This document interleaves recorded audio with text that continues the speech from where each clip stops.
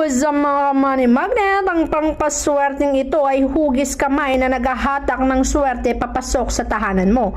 Kung ito ay gagamitin mo pagdating sa taong nais mong mapabalik sa iyo, isulat mo ang pangalan niya at sa papel at ipasok sa loob nito.